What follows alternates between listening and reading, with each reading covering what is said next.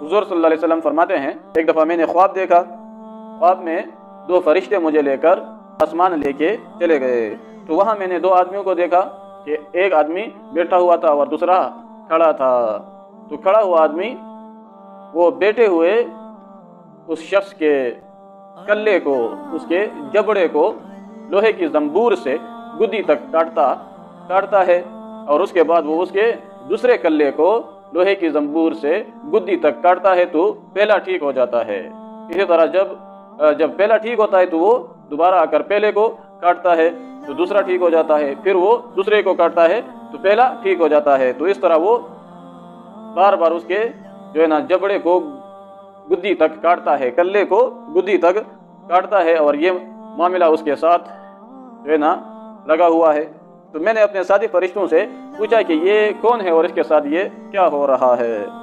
तो फरिश्तों ने मुझे जवाब दिया, अल्लज़ी रअयतहु युशक्कु शिदक़ुहु, कि वो शख्स जिसे आपने देखा कि उसके कल्ले को लोहे की जंबूर से गुद्दी तक काटा जाता है, वो कज़्ज़ाब है, झूठा है।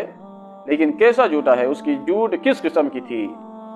यकज़िबु बिल किज़बती, वो जब झूठ बोलता था तो तुहमलु अन्हु, उसकी उस झूठ को लोग उससे उठाते थे, अता तबलुगल आफाक, पूरे इलाके में फैला देते थे। यानी जब वो झूठ बोलता था तो उसकी झूठ वो पूरे इलाके में फैल जाती थी, ऐसी वो झूठ बोलता था। युस्नउ बिही इला यौमिल क़ियामा, और इसके साथ ये काम क़यामत तक किया जाएगा।